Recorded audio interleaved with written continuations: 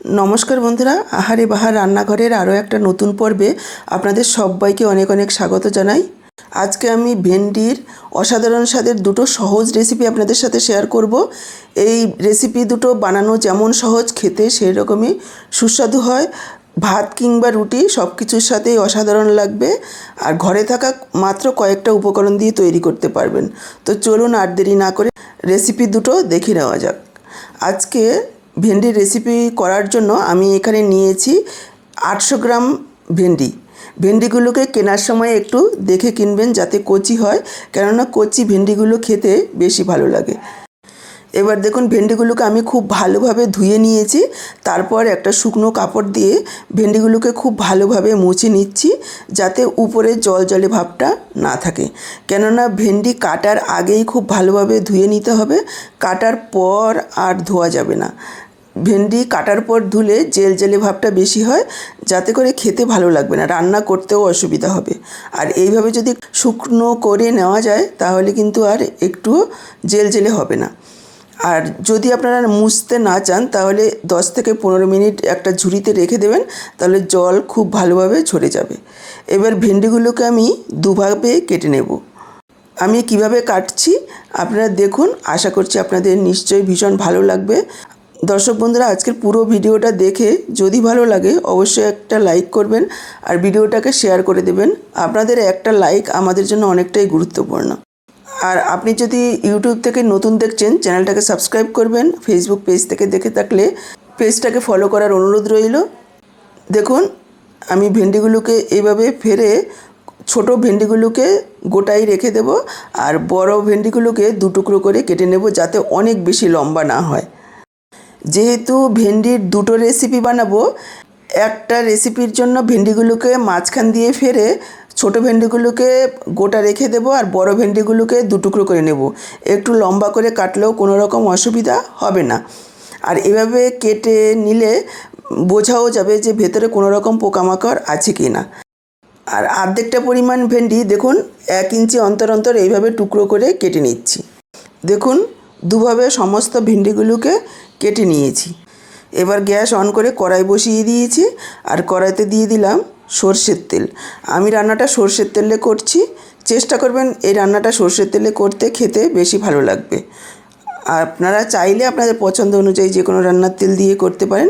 আমি এখানে প্রায় 3 টেবিল চামচ পরিমাণ সর্ষের তেল দিয়ে দিয়েছি। তেল গরম হয়ে গেলে আমি লম্বা করে কেটে রাখা ভেন্ডিগুলো দিয়ে দিলাম। ভেন্ডিগুলোকে কড়াতে দিয়ে গ্যাসের ফ্লেমটাকে হাইতে রেখে প্রায় 2 থেকে 3 মিনিট এইভাবে নাড়াচাড়া করব। এখানে কোনো রকম লবণও দেব না, ঢাকাও দেব না। এতে করে ভেন্ডির যে জেলে ভাবটা রয়েছে সেটা বেরোলেও টেনে যাবে, আর সুন্দর ভাজা ভাজা হয়ে যাবে, একদমই জেলে ভাব থাকবে না। 2 থেকে 3 মিনিট ভেজে নেওয়ার পর এখানে আমরা লবণ যোগ করে দেব। দিয়ে দিচ্ছি পরিমাণ মতো লবণ, দিয়ে দিচ্ছি একটু হলুদ গুঁড়ো। লবণ আর হলুদ দিয়ে ভালোভাবে নাড়াচাড়া করে মিশিয়ে নেব, আর ঢাকা দিয়ে আরও 3-4 মিনিট ভেজে নেব, যাতে ভেন্ডিগুলো খুব ভালোভাবে ভাজা হয়ে যায়। মাঝখানে কিন্তু 2-1 বার ঢাকা তুলে নাড়াচাড়া করে দিতে হবে, যাতে করে একদিকে ভেন্ডিগুলো পুড়ে না যায়। দেখুন, প্রায় 2 মিনিট মতো ভেজে নিয়েছি, 80% ভাজা হয়ে গেছে। এবার আমি যোগ করে দিলাম একটা টমেটো, এইভাবে লম্বা করে কেটে। টমেটোটা দেওয়ার পর আরও একবার একটু নাড়াচাড়া করে নিয়ে ঢাকা দিয়ে আরও 2 মিনিট মতন একটু ভেজে নেব। দেখুন, টমেটোটা দেওয়ার পর ঢাকা দিয়ে আরও 2-3 মিনিট ভেজে নিয়েছি। ভেন্ডি টমেটো খুব সুন্দরভাবে নরম হয়ে গেছে। একবার দেখিয়ে দিচ্ছি, দেখুন খুব সুন্দরভাবে নরম হয়েছে। এবার আমি ভেন্ডি আর টমেটোগুলোকে তুলে নেব। ভেন্ডি টমেটো তুলে নিয়ে আরও 2 চামচ তেল দিয়ে দিলাম। দিয়ে দিলাম 2টো শুকনো লঙ্কা, আর দিয়ে দিচ্ছি 3টে কাঁচা লঙ্কা। কাঁচা লঙ্কাগুলোকে এভাবে একটু চিড়ে দিয়েছি, যাতে ফেটে গায়ে না আসে। লো ফ্লেমে একেবারে মোচমোচে করে ভেজে নেব শুকনো লঙ্কাগুলোকে। আর কাঁচা লঙ্কাগুলো তেলে দেওয়ার আগে অবশ্যই একটু কেটে দেবেন, তা না হলে কিন্তু ফেটে গায়ে আসবে। কাঁচা লঙ্কাগুলো 30 থেকে 40 সেকেন্ড নাড়াচাড়া করার পর এখানে আমি যোগ করে দিলাম রসুন। এখানে আমি 5-6 কোয়া রসুন দিয়েছি, যেহেতু রসুনগুলো একটু ছোটো সাইজের। যদি আপনাদের বড় রসুনের কোয়া হয় তাহলে 3-4টে দিলেও চলবে। এবার একেবারে লালচে করে ভেজে নিচ্ছি রসুন, কাঁচা লঙ্কা, শুকনো লঙ্কাটা। দেখুন লালচে হয়ে ভাজা হয়ে গেছে। এবার রসুন লঙ্কা তুলে রাখবো। রসুন লঙ্কা তুলে নিয়ে একটু ঠান্ডা করে নেব যাতে হাত দিয়ে ধরা যায়। দেখুন 5 মিনিট রেখে আমি ঠান্ডা করে নিয়েছি।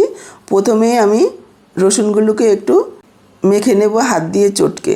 যদি চারিদিকে ছিটকায় তাহলে এইভাবে একটু লবণ দিয়ে তারপর মেখে নিতে হবে। সাথেই আমি শুকনো লঙ্কা, কাঁচা লঙ্কাগুলোকেও ডলে মেখে নিচ্ছি। ঝালের পরিমাণটা আপনারা নিজেদের ইচ্ছে অনুযায়ী কম বেশি করে নেবেন। তবে আমি যেহেতু ভেন্ডির ভর্তা রেসিপি বানাচ্ছি, এখানে ঝালের পরিমাণটা একটু বেশি হলেই খেতে বেশি ভালো লাগবে। রসুন লঙ্কাগুলো প্রথমে ভালোভাবে মেখে নিয়ে তারপর ভেন্ডিগুলোকে খুব ভালোভাবে মেখে নিতে হবে। দেখুন সব কিছু খুব ভালোভাবে মেখে নিয়েছি। এবার দিয়ে দিচ্ছি একটু কুচনো পেঁয়াজ। পেঁয়াজগুলোকে একটু পাতলা করে কেটে দেবেন, তাতে করে খেতে বেশি ভালো লাগবে। আর হাত দিয়ে একটু ছাড়িয়ে দিতে হবে। আর দিয়ে দিচ্ছি একটু কাঁচা সর্ষের তেল। যারা নিরামিষ করবেন পেঁয়াজ আর রসুনটাকে বাদ দিয়ে মেখে নেবেন, তাতেও খেতে ভীষণই ভালো লাগবে। তৈরি হয়ে গেছে অসাধারণ স্বাদের একটি ভেন্ডি ভর্তার রেসিপি।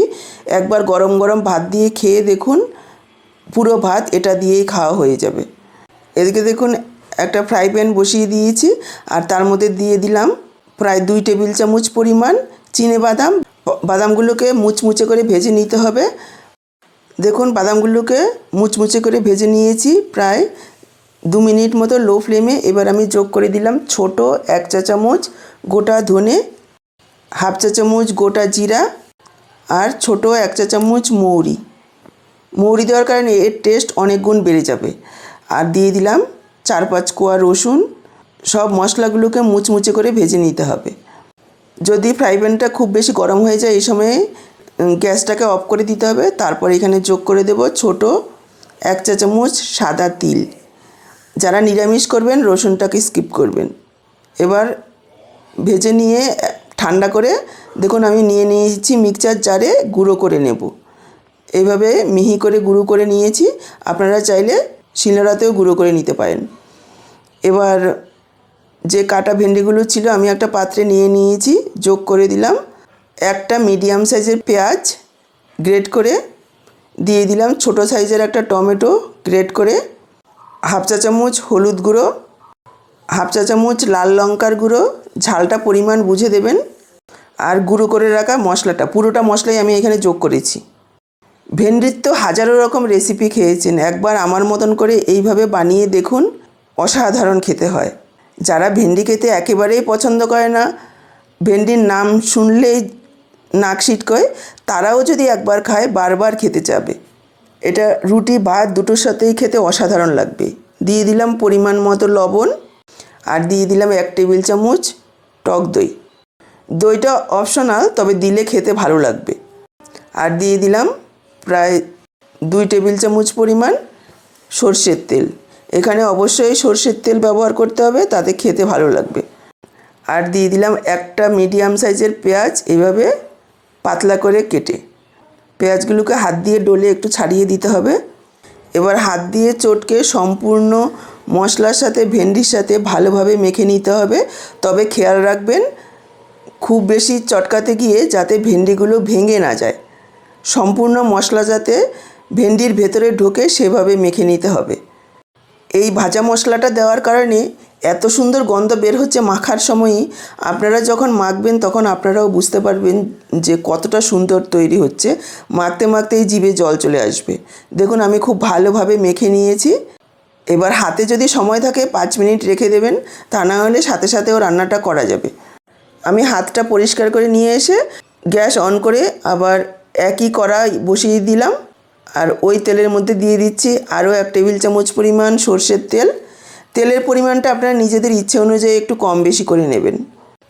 ফোড়নে দিয়ে দিচ্ছি ছোট 1 চা চামচ কালো জিরে। এখানে কালো জিরেটাই দেবেন, এতে টেস্ট ভালো আসবে। এবার লো ফ্লেমে কয়েক সেকেন্ডের জন্য ভেজে নেব। এবার ফোড়নটা ভাজা হয়ে গেলে মেখে রাখা ভেন্ডিগুলো দিয়ে দেব। ভেন্ডিগুলো দেওয়ার পর হালকা হাতে একটু নাড়াচাড়া করে এইভাবে ছড়িয়ে দেব। খুব বেশি নাড়াচাড়া করার প্রয়োজন নেই। গ্যাসের ফ্লেমটাকে মিডিয়ামে রেখে ঢাকা দিয়ে 2-3 মিনিট রান্না করে নেব। দেখুন ঢাকা দিয়ে আরও 2-3 মিনিট রান্না করে নিয়েছি। এক পিঠ লালচে হয়ে ভাজা হয়ে গেছে। হালকা হাতে আরও একবার নাড়াচাড়া করব। এখানে কোনো রকম জল ব্যবহার করব না। তারপর আরও একবার ছড়িয়ে দিয়ে ঢাকা দিয়ে দেব। ঢাকা দিয়ে আরও 4-5 মিনিট রান্না করে নেব। মাঝে মাঝে ঢাকা তুলে একটু নাড়াচাড়া করে ছড়িয়ে দেব। এভাবে আমাদের 7-8 মিনিট রান্না করে নিতে হবে। এখানে কোনো রকম জল দেওয়া যাবে না, আর কোনো রকম মশলা দেওয়ার প্রয়োজন নেই। সমস্ত মশলা অলরেডি আমি দিয়ে দিয়েছি।